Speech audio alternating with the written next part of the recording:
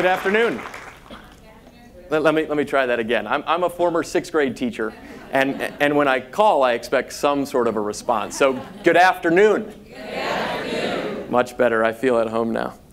Before I jump into my talk, I want to point out two things. So I was originally slated 6 days ago to talk at the Social Entrepreneurship Talk for Chicago Ideas Week. And I did so. It was the first talk of the week. And before I got going there, I said, I think there is catalytic potential for Chicago Ideas Week to make this city the hub of social innovation and education reform in our country. And I'm pleased to announce, I'm pleased to at least report that 5 days later, I think we're off to a really good start. If you are a social entrepreneur, an innovator, an ed reformer, and you watch this video months down the road, come to this city. We are building something that is unique. We have the mayor on board.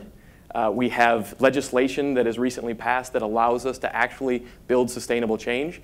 So if you're anywhere in the globe, come to Chicago. The second thing I want to say is that I was woken up this morning by Jessica Malkin, the executive director of Chicago Ideas Week, and she said, Jeff, we had a spot open up and we'd like you to come talk. And I said, great. And then she told me that Justice O'Connor would be leading off. And for an education reformer, that's like being told, you're batting second and Babe Ruth is leading off. And then, actually 5 minutes before I went on stage, she said, actually, you're three. In between you is School of Rock. Which, as a former 6th grade teacher, that's even better. I mean, I've sort of hit the highest pinnacle point. So anyways, with all seriousness, I'm here today to talk about closing the college gap in the United States, a topic that is as important as it is complex, but I've got about 8 minutes. So I'm going to focus on three very specific questions. First, why college matters. Second, why teachers matter. And third, why grade 13, or freshman year of college, matters. So if you walk out of here, or at least I leave this stage in 8 minutes, and you can answer those three questions, I've done my job. So first, I want to introduce you to L'Oreal Latimer. L'Oreal is one of our alumni now, but when I met her when she took that picture, she was a junior at Corliss High School, which is in the Pullman neighborhood here, not 10 minutes away. During L'Oreal's first semester of high school, she earned a 1.8 GPA. And by the time I met her halfway through, she was in the middle of the pack. But if you met L'Oreal for 2 minutes, you would have been convinced that she easily could graduate with a 4-year college degree. But she felt completely stagnant and directionless. And her prospects post-high school were very different than they would have been just a few decades ago. Here's why. Because in 1980, the GDP in the United States, 25% of it came from manufacturing. That number has slimmed down to 11% today. And the vast majority of those jobs have moved to the service sector. And the service sector is one that typically requires post-secondary education. In fact, 22 of the fastest 30 growing careers in the United States require some form of post-secondary education.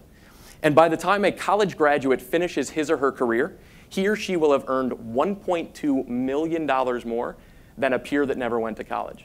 So today, compared to a few decades ago, a college degree is a prerequisite for success on every level. Now, the good news is that young folks are paying attention. In 1980, of 10th graders surveyed, 40% aspired to earn a bachelor's or higher. Today, that number is actually a little over 80%. So in many ways, the aspiration gap in our country has closed. However, in that same period of time, the academic or achievement gap has actually widened. So if you are a young person growing up in the top economic quartile in the US today, you've got an 82% chance of graduating with a 4-year degree. Not bad.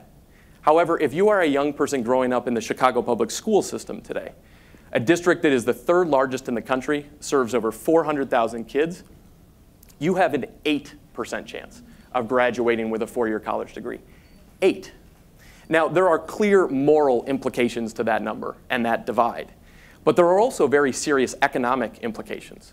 Because try to imagine in this global competitive marketplace a city that can compete when 92% of its workforce can't even enter the middle class. And this is why college matters so much today. So what about teachers? When I came on board to this organization about 4 years ago, there was already a decade's worth of empirical, unambiguous evidence that said teachers matter most in education reform. That's right, so of over 20 factors that impact student achievement, ranging from funding of the school to curriculum, even to neighborhood violence, the single strongest predictor of success for a kid was the quality of the teacher standing in front of them.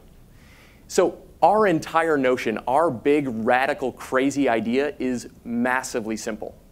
It is that we can galvanize and train the best, most effective teachers in the city and in the country to significantly and systematically change their school from within and to ensure that underperforming kids actually can graduate from college. So how does it work? First, we find these people. And we do it by partnering with other organizations that already have quantitative evidence on their teachers. They range from Teach for America to the New Teacher Project to Golden Apple. Every fall, those organizations get to nominate the best of the best, those teachers who are far outperforming their peers, to come to a roundtable. Once we select them, they then go find kids in their school, like L'Oreal, who are significantly underperforming and who need more resources and support to get to and through college.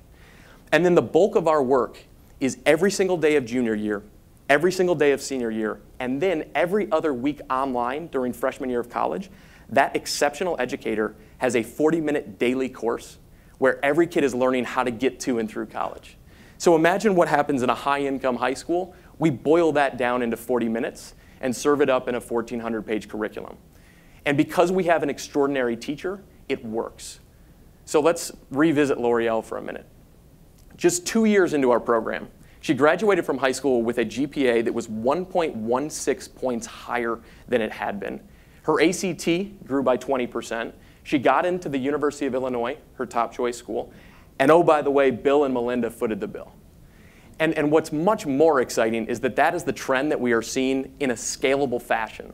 So 99% of our students, 99% of our students that are underperforming when they enter our program in low-income schools have been admitted to four-year colleges. 94% of them have actually enrolled the first day of college. That is an incredibly important piece of data that oftentimes is overlooked. And 83% of our alumni are persisting in college. And this is why teachers matter. So for us, it all boils down to one moment. This is our fourth quarter. This is our 2-minute drill. This is our bottom of the ninth with 2 outs. It is when L'Oreal sits down next to a peer from a high-income neighborhood as a freshman in college. Because for the first time in education, she is sitting next to a student with the same teacher, the same content, from an entirely different background. And when L'Oreal has been trained with our curriculum to meet with every single professor within the first 4 days of college, when she is starting to study for midterms immediately upon arriving in Champaign, and when she has the best high school teacher tracking her achievement and thought partnering through challenges, guess what? She walks out of freshman English with the same grade, an A. And the gap closes. And this is why grade 13 matters so much. So for us at Urban Students Empowered, it all boils down to one question. What if every great teacher in America was equipped to change their schools? Well, folks, we intend to find that out. Thank you.